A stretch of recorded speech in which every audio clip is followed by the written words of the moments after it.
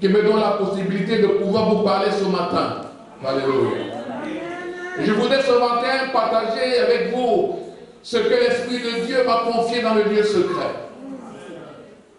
Et le thème de ce matin, le thème de mon message ce matin, c'est « Soyez toujours joyeux ». Soyez toujours joyeux, car tout va bien. Soyez toujours joyeux.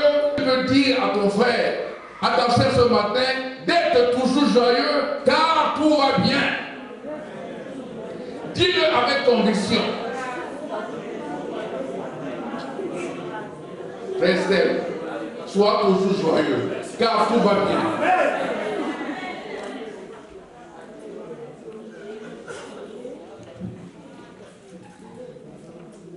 Nous lisons dans le livre de 1 Thessaloniciens au chapitre 5. Je lis au nom de Jésus. Amen. Soyez toujours dans la joie. Priez sans cesse. Continue. Et remerciez Dieu en toutes circonstances. Telle est pour vous la volonté que Dieu a exprimée en Jésus-Christ. N'empêchez pas l'esprit de vous éclairer. Ne méprisez pas les prophéties. Au contraire, examinez toutes choses et retenez ce qui est bon et regardez et gardez-vous de ce qui est mauvais, sous quelque forme que ce soit. Amen. Amen. Et moi je vais lire dans le livre de Marc au chapitre 5 à partir du verset 35.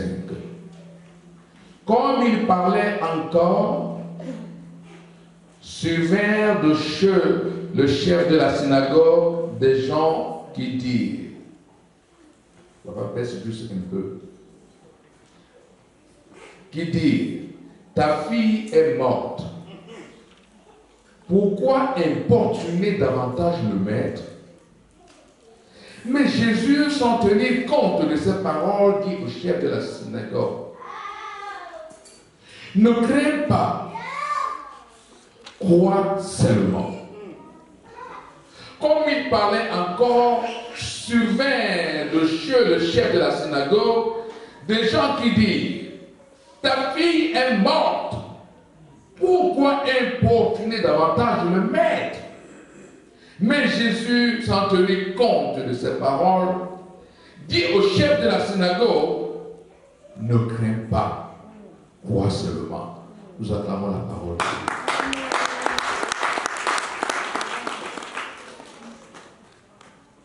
Soyez toujours joyeux. Ainsi parle l'Éternel. Ces paroles ne sont pas de moi, ni d'un philosophe quelconque ou d'un savant que vous connaissiez dans le monde. Mais ça, c'est la parole de Dieu. La Bible dit que toute écriture est inspirée de Dieu. Et c'est poussé par le Saint-Esprit que les hommes ont parlé de la part de Dieu. Amen. Cette parole est la parole de Dieu. Celui qui a créé les cieux, la terre et tout ce qui s'y trouve. Celui qui n'a pas de commencement de jour ni de fin. Alléluia. Amen.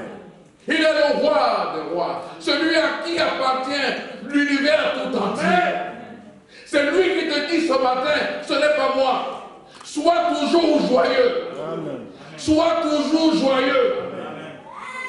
Car tout va bien. Et nous allons le comprendre tout à l'heure.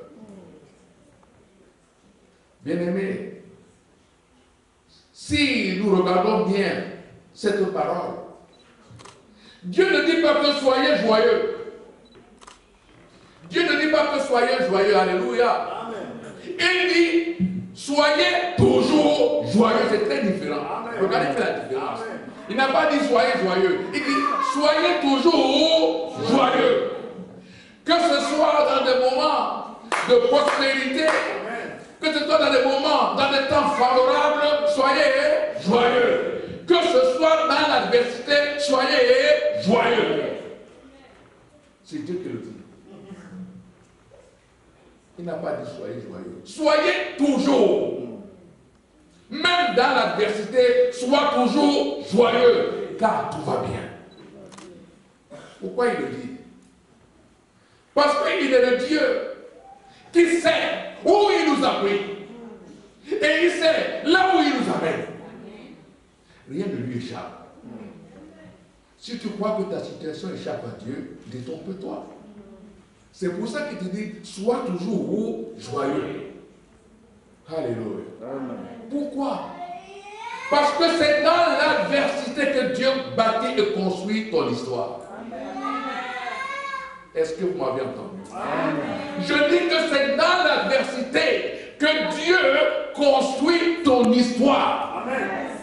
C'est dans l'adversité que Dieu construit ta gloire à toi.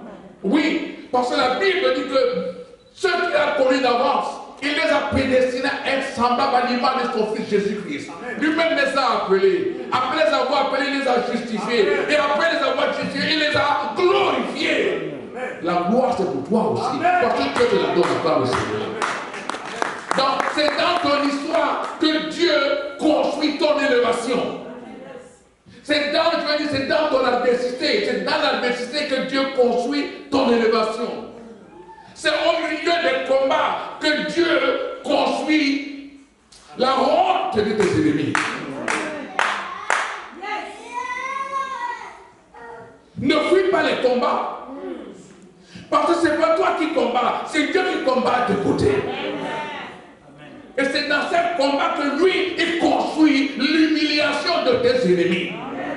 Pour qu'aujourd'hui, ceux qui se moquent de toi, demain, voient la gloire de Dieu sur toi. C'est pour cela qu'il dit, soyez toujours joyeux. Même dans l'adversité, même dans les combats, même dans la maladie, Dieu est au contrôle. Il le dit parce que c'est lui qui change les... C'est lui qui maîtrise les temps et les circonstances. Alléluia. C'est lui qui conduit toutes choses. Laissez-moi vous dire, Dieu sait où il nous a appris et il sait là où il nous amène. Alléluia. C'est pour cela qu'il a appelé Nathan le prophète. Et dit, Nathan, ainsi parle l'Éternel, va dire à David mon serviteur. Va dire à David mon serviteur. Je l'ai pris au pâturage, derrière les brebis, pour faire de lui un grand roi en Israël. Va dire à David mon serviteur, qu'il se souvienne de là où moi je l'ai pris, au pâturage, derrière les brebis, pour faire de lui un grand roi en Israël. C'est lui qui changeait le temps et les circonstances. Amen. Bien aimé, le pâturage sur le plan spirituel, ce n'est pas quelque chose d'agréable. Ce n'est pas un hôtel à 5 étoiles. Amen. Parce que dans le pâturage, il y a la poussière. Dans le pâturage, il y a la boue. Amen. Dans le pâturage, il y a les odeurs. Dans le pâturage, il y a les excréments des animaux. Amen. C'est dans cet univers que David vivait. Amen. C'est à ce niveau que le petit David était réduit, oublié de tous, abandonné de tous. C'était son quotidien, tous les jours, au pâturage. Alléluia. À tel point que même le prophète Samuel, quand on lui a dit d'aller à Bethléem, chez Isaïe, choisir un de ses enfants dont Dieu voulait faire roi. Il a regardé avec les yeux de la chair. Il est tombé sur Eliab, l'un des grands frères de David. Il a dit, ah, celui-là, il est bien habillé, il est grand, il parle bien baraqué, il est bien... Ça doit être lui. Alléluia. Il a pris la amené devant Dieu. Dieu l'a rejeté. Amen. Dieu l'a rejeté. Il a rejeté tous ses enfants. Il est revenu voir Isaïe. Sont cela tous tes enfants? Écoutez la réaction de Isaïe. Il y en a encore un dans les brebis. C'était pour lui. Comme Dieu a rejeté les importants, tout ce qui était important, ce n'est pas David qui n'est rien là, que Dieu va regarder. Alléluia. Amen. Samuel dit donc quand même, je vais la mener. Et quand il a présenté le crasseux David devant Dieu, la Bible dit que le cœur de Dieu a dit c'est celui-là que je voulais. Acclame le Seigneur. C'est dans l'adversité que Dieu construit ton avenir. C'est dans le mépris des autres que Dieu lui t'élève. Chacun de nous a son pâturage. Chacun de nous a eu son pâturage. Souviens-toi, tu es aujourd'hui en Europe. Souviens-toi de là où tu étais, au pays. Amen. Même quand tu es arrivé en Europe, ce n'est pas du jour au lendemain que tu as brillé. Tu es aussi d'abord passé par le pâturage. Alléluia. Moi, je me souviens quand je suis arrivé en France, j'ai atterri chez un oncle à moi qui n'avait qu'un studio. Et moi, je devais aller à l'école le matin. J'étais à Châtillon-sous-Bagneux, à la faculté de droit de Sceaux. C'est là où je vivais. Mais mon oncle n'avait qu'un petit studio. Alors, quand moi j'ai atterri en France, mon oncle lui dormait dans le séjour, sur une pièce avec sa femme. Mais moi, je dormais où? Je dormais dans la cuisine. C'est là aussi mon pâturage. Je dis ça pour glorifier mon Dieu. Avec les odeurs, c'est-à-dire quand la femme de mon oncle faisait la cuisine, tout se déposait sur mon lit. Et la nuit, vraiment, je dormais avec ça. C'était aussi ça mon pâturage. Mais aujourd'hui, est-ce que je dois encore dans la cuisine? Acclame le Seigneur. C'est dans l'adversité que Dieu construit ton élévation. C'est dans le mépris que Dieu vient, lui, pour t'élever. Pour que ceux qui te méprisaient hier, aujourd'hui, voient la gloire de Dieu sur toi. Ce n'est pas Méphibosheth, le fils de Jonathan, qui va me démentir. Non, ce n'est pas lui qui va me démentir. Dieu est parti le chercher dans l'un de bas, abandonné de tous, oublié de tous, jusqu'à se retrouver un jour à la table du roi. Quelle image! Quelle image! C'est l'image d'un souffreteur, de quelqu'un qui était dans la galère, qui souffrait, qui avait une mauvaise situation, sur qui un jour la gloire de Dieu a atterri. Il est le même hier, aujourd'hui et éternellement, il ne change pas. Ce qu'il a fait pour David, ce qu'il a fait pour Méphibosheth, il le fait aussi pour toi. Alléluia. C'est dans l'adversité que Dieu construit ton bonheur. C'est dans la servitude du peuple d'Israël en Égypte que Dieu a conçu l'histoire de son peuple. Si on parle d'Israël aujourd'hui, c'est parce qu'on parle de sa servitude en Égypte. Et c'est dans sa servitude que Dieu a construit sa délivrance. Amen. Je dis à quelqu'un ce matin, sois toujours joyeux. C'est dans la situation que tu vis maintenant. C'est dans la situation que tu es en train de traverser maintenant. C'est ce que tu vis maintenant. C'est dans cette humiliation que tu vis maintenant que Dieu va construire ton avenir. C'est pour ça que je dis ce matin, va leur dire de ma part, ainsi parle l'Éternel, qu'il soit toujours joyeux, car tout est bien. Tout va bien.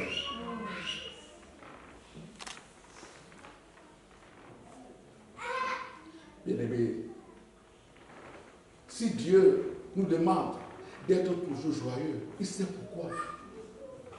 Dieu ne veut pas que nous soyons dans le défaitisme. Alléluia. C'est-à-dire, Dieu ne veut pas le défaitisme. Je sais que vous connaissez la définition, mais je vais quand même vous rappeler pour ceux qui l'auraient oublié. Amen. Alors, le défaitisme, c'est l'état d'esprit de quelqu'un qui accepte fatalement la défaite avant même de combattre. Alléluia.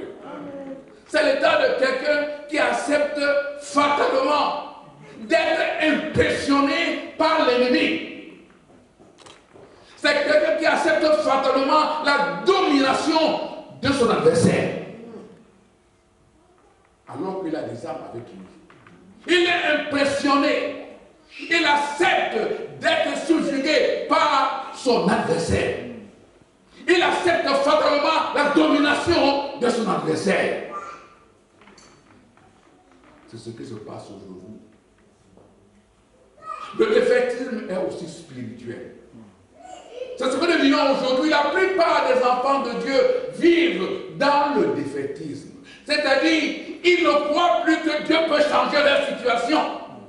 Le diable fait croire que Dieu ne peut plus changer ta situation. Que les papiers pour lesquels tu te bats et auxquels tu aspires, Dieu ne te les donnera pas. Oublie ça. Ça, c'est le défaitisme. Que la maternité que tu attends, elle ne viendra jamais. Oublie ça. Et toi, tu acceptes ces situations. Parce que les médecins ont dit que non, ce n'est pas les médecins qu'il faut écouter. Il faut plus écouter celui qui change les temps et les circonstances. Oh, attends, le Seigneur, tu vas écouter.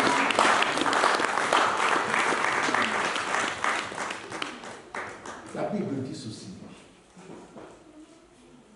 La foi vient de ce que l'on entend. Et ce que l'on entend vient de la parole de Dieu. Amen. Amen. Ce que nous donne donc une ferme assurance des choses qu'on espère et la démonstration de celles qu'on ne voit pas. Mais je voudrais vous dire ce matin, je vais vous rappeler ce matin, que la foi vient de ce que l'on entend et ce que l'on entend vient de la parole de Dieu. Mais aussi longtemps. Je dis bien aussi longtemps que nous serons dans ce monde. Il n'y aura pas que la parole de Dieu que nous entendons. Nous entendrons aussi autre chose. Parce que quand Dieu parle, le diable aussi vient parler pour brouiller les fréquences. Dieu a parlé dans le jardin d'Éden. Peu de temps après, le diable est venu parler aussi. Malheureusement, Adam et Ève ont écouté l'autre voix. Et j'ai envie de te demander, quelle est la voix que tu écoutes aujourd'hui? C'est celle qui te dit que ta situation ne peut pas changer, que ta situation est irréversible. C'est celle-là que tu écoutes, ou bien tu écoutes celle qui te dit ce matin, sois toujours joyeux, car je suis le maître des temps et des circonstances. Nos oreilles entendent beaucoup de choses. Beaucoup de choses. Et si tu fais foi à des paroles négatives qui viennent du royaume des ténèbres pour te mettre dans le défaitisme, bien-aimé, tu seras déstabilisé. Parce que quand Dieu nous administre sa parole, cette parole construit des fondements solides dans notre état d'esprit. Des fondements solides. Cette parole nous donne des armes pour combattre. Et c'est pour ça que l'apôtre Paul dit dans le livre de 2 Corinthiens, chapitre 10, verset 4, que les armes avec lesquelles nous combattons ne sont pas charnelles, mais elles sont puissantes. Elles sont puissantes par la vertu de Dieu pour renverser des forteresses. Quelles forteresses? Des paroles négatives que tu as encaissées dans tes oreilles. Alléluia. Amen. Qui écoute Dieu en ce moment? Il faut plus écouter le maître des temps et des circonstances. La Bible déclare. Jésus, un jour, a pris ses disciples, Pierre, Jean et Jacques, son frère. Ils sont allés les amener sur la montagne de transfiguration. Quand ils sont arrivés, ils ont vu la gloire de Dieu dans toute sa splendeur. La gloire de Jésus, une gloire éclatante dans toute sa splendeur. Alléluia. Peu de temps après, ils ont vu Moïse. Ils ont vu Élie s'entretenant avec Christ. Et Pierre, fervent d'esprit, dit, oh, il est bon, il fait bon vivre ici. Seigneur, laisse-moi construire 3 tentes. Une pour toi, une pour Moïse et une pour Élie. Ça, c'était notre enseignement qu'on verra tous les jours. Un autre jour. Alléluia.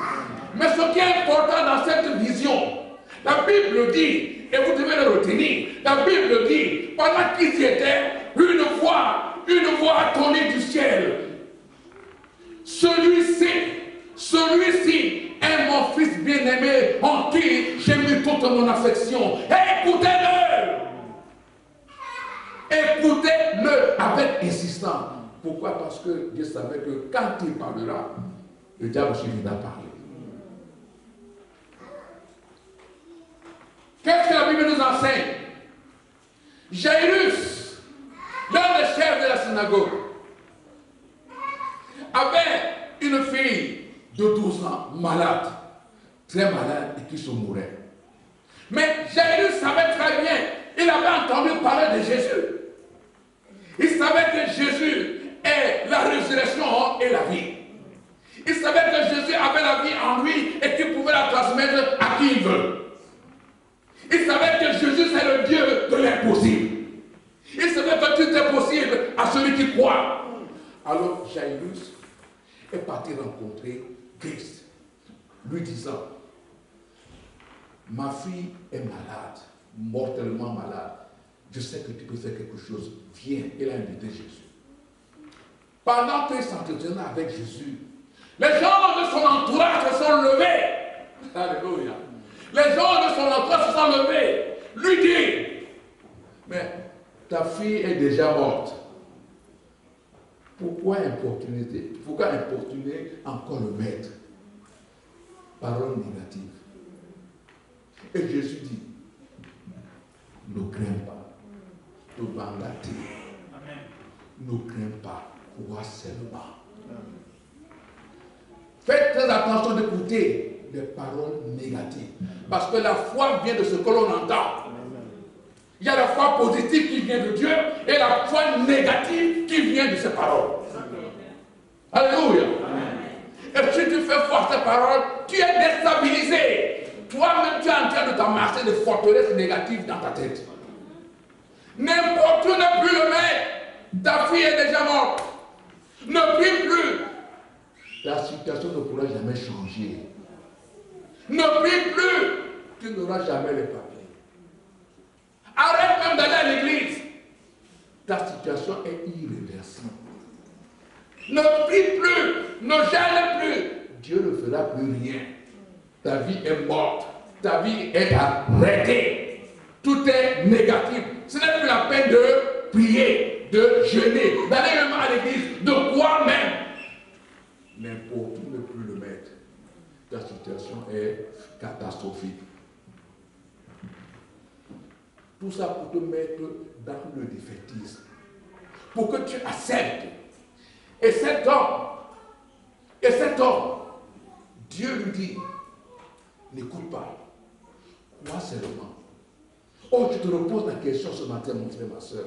En ce moment, par rapport à ta situation, par rapport à la situation, à la nécessité dans laquelle tu vis, qui tu écoutes en ce moment? Qui es-tu en train d'écouter en ce moment? Écoute celui qui te dit n'importe plus le mec. Ta situation est catastrophique, irrémédiablement catastrophique, irréversible. Ou plutôt, tu écoutes celui qui te dit ne crains point, crois seulement. Crois seulement. Écoute Jésus. Écoute Jésus. Celui-ci est mon fils bien-aimé, en qui j'ai mis toute mon affection. Écoutez-le. Écoutez-le. Écoute Jésus. Au commencement était la parole. La parole était avec Dieu. Surtout, elle était Dieu. Acclame le Seigneur.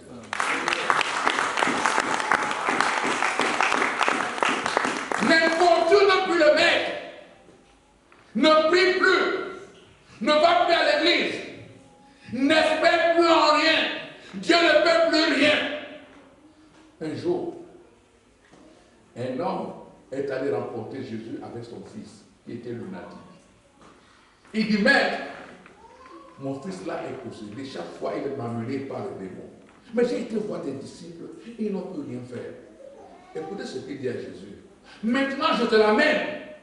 Si tu peux faire quelque chose, et Jésus s'est exclamé, hein?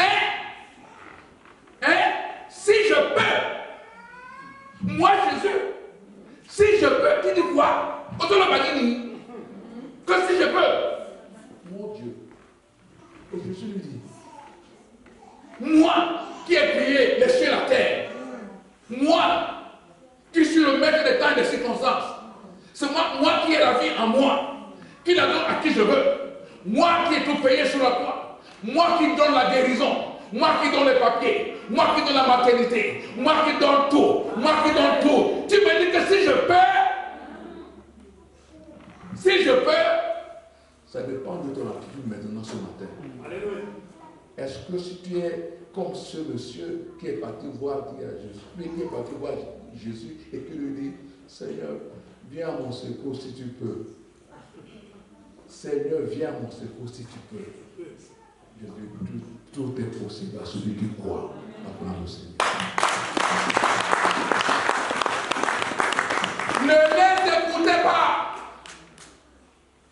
Ne les écoutez pas. Le médecin a dit qu'à mon âge, je ne peux plus accoucher. Le médecin a dit, qui est le médecin par rapport à Dieu? Aïe, aïe, aïe. C'est qui le médecin par rapport à Jésus? Vous n'avez pas suivi une femme de 72 ans qui a fait des jumeaux en Inde? Vous avez suivi ou pas? C'était pas un accouchement médicalement assisté, non, naturellement. Mais Dieu parle tantôt d'une manière, tantôt d'une autre. Mais pourquoi vous n'êtes pas attentif? Dieu fait ces choses-là pour vous rappeler que sa parole reste toujours la même. Amen. Tout passera, tout passera, mais la parole de Dieu demeurera éternellement. Amen. Celle qui crée, celle qui te donne toutes choses, elle n'a pas changé, elle est là. Amen. Une fois de 72 ans.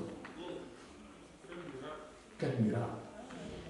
Ça a été dit partout dans les télés, partout, j'ai vu, j'ai lu. C'est Dieu qui fait. Pour ouvrir votre entendement que je suis vivant.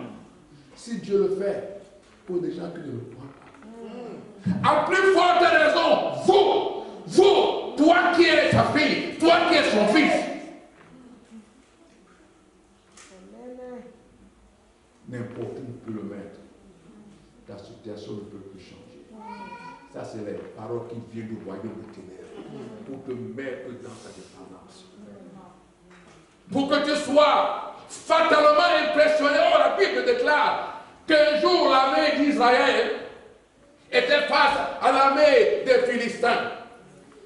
L'armée d'Israël, à la tête de laquelle il y avait le roi Saül. Saül, c'était un homme de guerre, un homme vaillant. Parce qu'il a triomphé de beaucoup de royaumes, il a battu Amalek, il a battu les Amorites, il a battu les Philistins à plusieurs reprises. Donc c'était un homme de guerre. La Bible dit, ces deux armées se sont rangées en bataille pour s'affronter. Alléluia. Amen. Alléluia. Amen. Alléluia. Amen. Mais la Bible nous enseigne ceci. Dans le camp des Philistins, il y avait un homme qu'on appelait Goliath. Est arrivé à impressionner fatalement l'armée d'Israël, l'armée de Dieu vivant. Par les paroles qui sortaient de sa bouche, de par son armure. Quand Goliath parlait, toute l'armée d'Israël tremblait. La Bible dit que l'armée était terrorisée de peur. Un Dieu qui combat pour eux. Israël a oublié qu'il a un Dieu qui combat pour lui. Déstabilisé complètement. Complètement déstabilisé. Je dis à quelqu'un ce matin que les paroles du royaume des ténèbres ne te déstabilisent pas. Amen. Tu vas entendre, ta situation là est difficile. Hein? D'ailleurs, quand tu vas te confier à ton frère, ta soeur, hey, si c'est ta situation là, je ne sais pas comment tu vas faire, c'est difficile. Hein? Mais c'est elle qui te le dit, mais c'est lui qui te le dit. Mais Dieu lui t'a dit quoi? Quoi seulement? Amen. Dieu lui t'a dit quoi? Sois toujours joyeux. Pourquoi? Parce que tout est bien et tout va bien. Acclame le Seigneur. Israël était terrorisé, fatalement impressionné. Il s'est laissé fatalement dominer par l'armée des Philistins. Parce que quand Goliath marchait, il tremblait. Quand il parlait, Israël tremblait. Israël a oublié qu'il avait un grand Dieu. Oh, je vais appeler à quelqu'un ici ce matin que tu as un grand Dieu qui marche pas. Tu as un grand Dieu qui connaît ton histoire. Parce qu'il t'a pris quelque part et il sait là où il t'amène.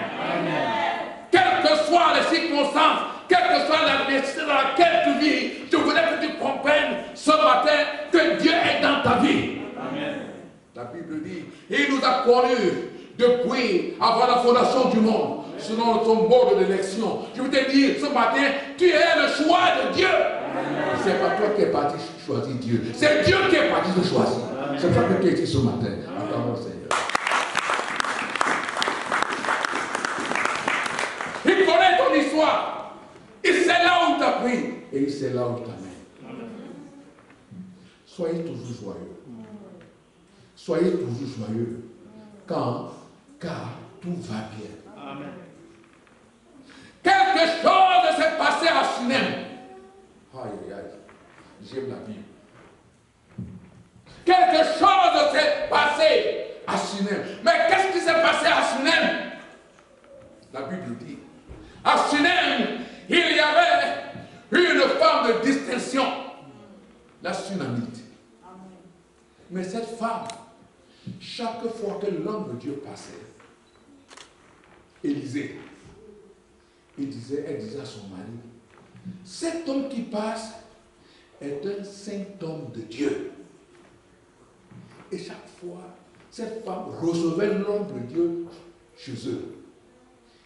Elle nourrissait l'homme de Dieu jusqu'à lui consommer une chambre haute où il pouvait séjourner tranquillement. C'est-à-dire, elle était tellement prête à faire de beaucoup de choses pour cet homme de Dieu. Et l'homme de Dieu, conscient de cet empressement habituel de cette femme de distinction, cet homme qui passe est un saint homme de Dieu. Dieu sait pourquoi on a mis saint homme de Dieu, parce qu'il y a aussi des faux. Allez chez moi au Cameroun maintenant, tous les pasteurs sont devenus des prophètes et des apôtres. Le cours de la Bango. Il y a même un qui est passé ici. Heureusement que je ne sais pas là. S'il était là, je vais dire au pasteur, ne le reçois pas. Je ne le connais pas chez moi. Ce n'est pas un homme de Dieu. Je le connais. Il vient mentir. Parce que moi, j'ai suivi la vidéo en direct. Que j'ai 72, j'ai 70 églises partout dans le monde. Au Cameroun, il n'en a même pas une. Le Kouta. Je sais ce que je te dis, mon frère. Si j'avais été là, je l'ai dit au pasteur, ne le reçois pas. Beaucoup ont fui. Parce que finalement, la police, le gouvernement a arrêté la police, les a arrêtés. Tellement ils ont fait des scandales. Tellement ils ont fait des scandales. D'autres ont fui de lui.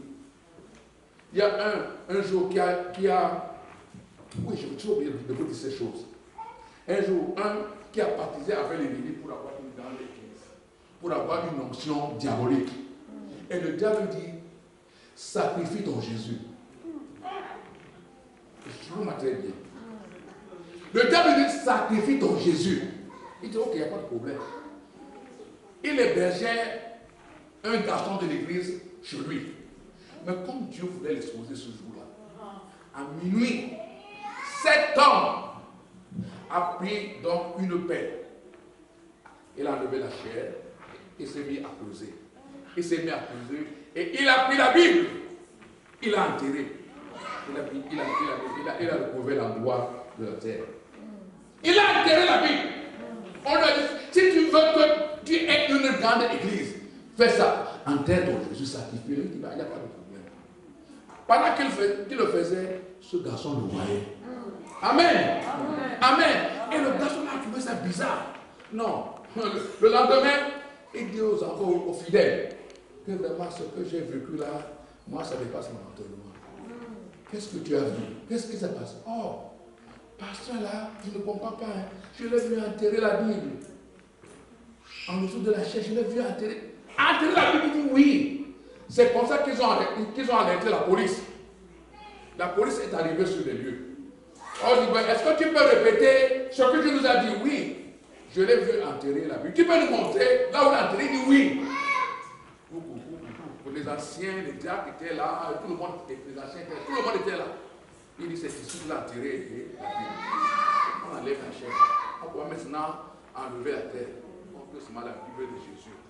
Elle n'avait même pas été salie. Elle est sortie net, la parole de Dieu. Oh, pasteur, comment ça?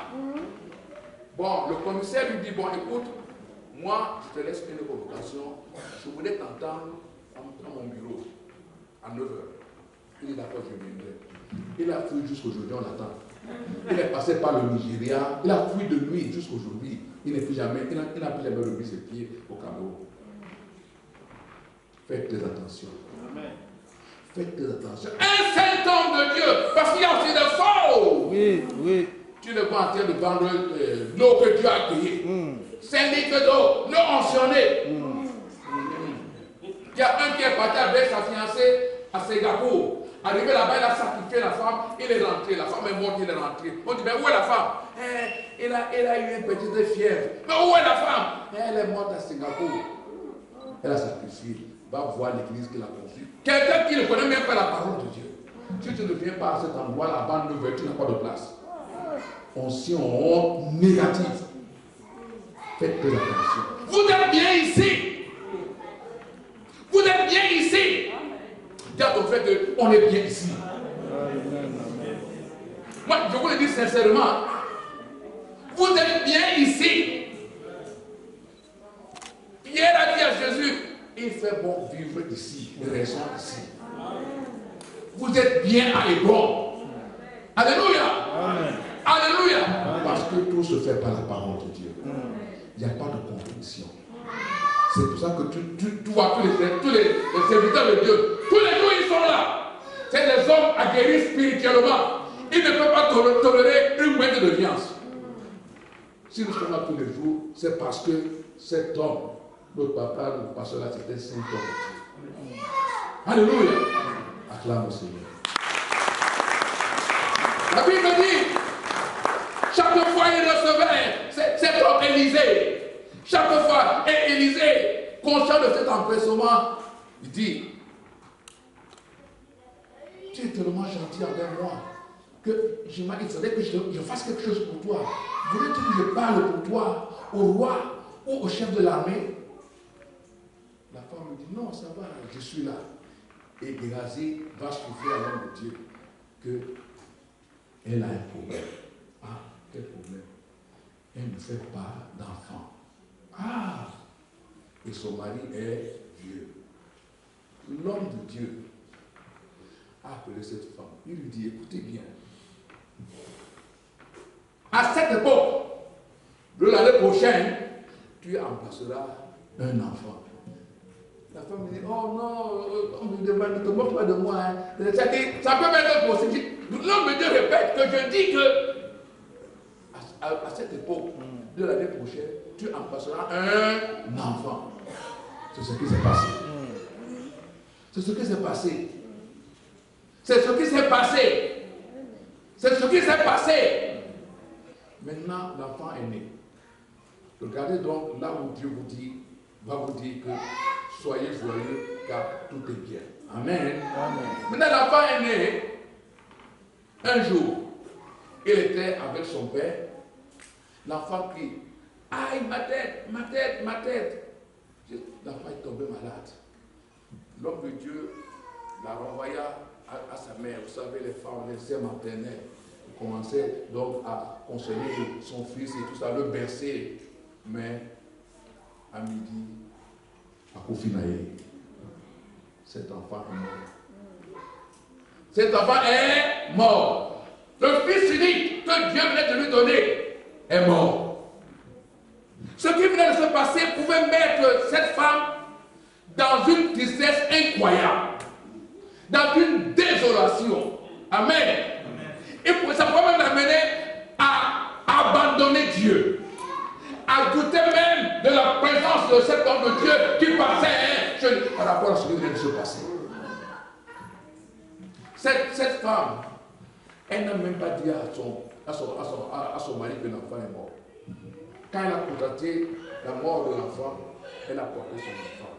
Et elle dit, elle envoie quelqu'un dire, un de ses invités dire à son mari, appelle-moi une ânesse, je dois aller voir l'homme de Dieu. Amen. Et son mari dit, mais aujourd'hui, ce n'est pas la lune, c'est le sabbat. Mais où vas-tu comme ça? Il dit, tout va bien. Comment cette femme peut dire que tout va bien avec un cadavre entre ses mains? Parce que cette femme savait en quel Dieu il avait pris. Que lui, Dieu avait la vie en lui et qu'il pouvait la transmettre à qui il voulait. Et dit à son mari, tout va bien. Tout va bien. C'est pour ça que Dieu te dit, même dans l'adversité, dis seulement que tout va bien. Sois joyeux, car tout va bien. Amen. Ce matin, quel est ton problème? Celui qui te tracasse, porte-le entre tes mains, sous tes mains. Porte ton problème aujourd'hui. Et le diable est en train de te décourager. Que tu vois, si Dieu t'aimait, si Dieu te connaissait, tu ne serais pas dans cette situation. Dis-lui que tout va bien. Amen. Dis-lui que tout va bien. Amen. Maintenant, on va rendre gloire à Dieu. À la honte de l'ennemi. C'est l'esprit qui me demande de le faire. Amen. Porte ton problème. Je ne le connais pas, mais Dieu le connaît. Toi-même, tu le connais. Porte ton problème. Tu l'as déjà porté. Amen. Porte le problème, tu te tracasses à ce moment. Tu l'as déjà porté. Amen. Maintenant, l'Esprit de Dieu va te poser la question. Comment ça va? Tout va bien. Comment ça va? Tout va bien. Le diable ne t'a pas fermé ta bouche. Il a voulu empêcher Bartimée de prier. Que Jésus, fils de David, aujourd'hui, dis pour la honte de l'ennemi que tout va bien, que les coups qu'il est en train de te porter, tu es touché, mais tu n'es pas coulé. Amen. Comment ça va? Tout va bien. Comment ça va? Tout va bien. Comment ça va? Tout va bien.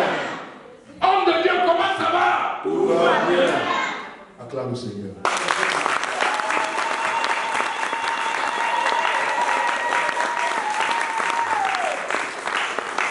Le diable est en train de trembler. Il dit, je croyais la voie terrasser ce peuple, mais ils sont debout. Puisqu'il dit que tout va bien, ça veut dire que les coups que je leur ai portés n'ont pas eu d'effet. Est-ce que vous comprenez? Et quand elle a pris son fils pour rencontrer l'homme de Dieu, l'homme de Dieu était sur la montagne de Carmel, la montagne de défi. Alléluia. Elle a vu de loin. Et quand elle est arrivée, il dit à Géasi, voilà la Shunammite qui arrive. Son âme est dans l'amertume, mais Dieu me l'a caché. Quand elle arrive, l'homme de Dieu lui dit, comment ça va? Ça va. Écoutez bien. Et le mari, ça va. Et ton enfant, ça va. Alors que l'enfant était déjà mort. Il dit, ça va. Et le mari, ça va. Et l'enfant, ça va. Et telle chose, ça va. Oh, quelle foi. Cette femme ne s'est pas laissée déstabiliser. Amen. Parce qu'il croyait aux capacités infinies de l'Éternel. Oh, il est mort. Depuis 4 jours, il sent déjà. Alors que Jésus venait de leur dire, je suis la résurrection et la vie. Les sœurs de Pierre, de Lazare, ont oublié cela. Ils sentent déjà depuis 4 jours. Ils ont oublié que Jésus venait de leur dire, je suis la résurrection et la vie. Jésus n'est pas seulement la résurrection de la vie, mais il a aussi la résurrection des maternités enterrées, des papiers enterrés, des mariages enterrés, des richesses enterrées. Si tu crois que Dieu peut déterrer tout ça ce matin, dis que tout va bien. Tout va bien. Comment ça va? Ça va bien. Comment ça va? Tout va bien. Comment ça va? Tout va bien. La commune a ce canzam de la part de la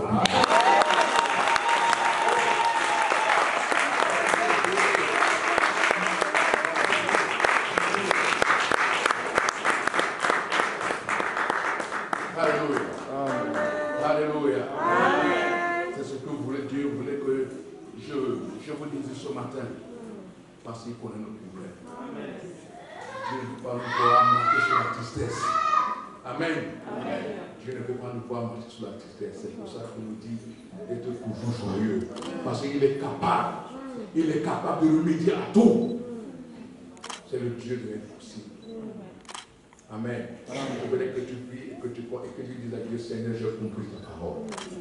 Prie le Seigneur. J'ai entendu et j'ai compris. Pardon des ténèbres. Amen. Pour qu'il soit dans la honte éternelle. Comment ça va? Tout va bien. Comment ça va? Tout va bien. Je dis que comment ça va? Tout va bien. Ça, c'est le Camerounais, ça. Comment ça va? Regarde le Seigneur. Alléluia. Nous te bénissons. Nous t'élèvons, nous t'exaltons encore, Seigneur. Nous te disons un grand merci pour ce jour encore, ô Père, que tu nous as acceptés devant ta présence. Merci pour ta parole, ô Dieu, qui nous a fait beaucoup du bien. Merci parce que tu nous rassures, Seigneur, ô Dieu, que tout va bien avec toi, Jésus. Quelles que soient les circonstances de la vie, quelles que soient les difficultés, Seigneur, tu nous dis, mais dans la diversité, tu restes Dieu pour défendre, Seigneur, tes siens. Sois béni et sois glorifié, Seigneur Jésus. Cette parole, ô Père, qui est sortie ce matin, trouve une place dans le cœur de celui-là qui était désespéré. La parole dit que tu es l'espérance de désespéré. Seigneur, là où la personne ne voyait plus d'issue, mais toi, tu es l'issue de ceux qui manquent d'issue. Seigneur Jésus-Christ, tu as consolé, tu as adouci le cœur, tu as redonné la joie et la confiance à ton peuple, Seigneur, au travers de ta parole. Cette parole qui est comme une eau, Seigneur, ô Dieu, qui vient rafraîchir nos cœurs. Seigneur, merci. Parce que dans notre soif, tu as étanché cela avec une parole qu'il fallait au moment qu'il fallait au Seigneur mon Dieu. Sois béni et sois glorifié. Je recommande ce peuple entre tes mains, Seigneur. Seigneur, notre sortie entre tes mains. Et la semaine qui s'ouvre devant nous entre tes mains, Elohim. Comme il est dit dans ta parole, Seigneur, que si toi tu les gardes, alors la sentinelle fait un travail en vain. Seigneur, garde-nous, protège-nous. Préserve-nous du mal, Seigneur. Préserve-nous même, Seigneur, contre ces maladies truquées, sataniques, ô Dieu. Préserve ton peuple, Elohim, parce que tu nous as promis de ne pas nous abandonner, ni de nous délaisser. Tu nous as rassurés, tu nous as dit, tu seras avec nous jusqu'à la fin du temps. Et nous croyons cela, Seigneur. Que l'Éternel Dieu vous bénisse. Qu'il fasse luire sa face sur vous. Qu'il vous protège. Qu'il soit au devant de vos vies. Et qu'il vous élève en toutes choses. Allez dans la paix du Christ, au nom de Christ et Jésus, que notre Seigneur et Sauveur, que j'ai ainsi prié, tous nous disons Amen.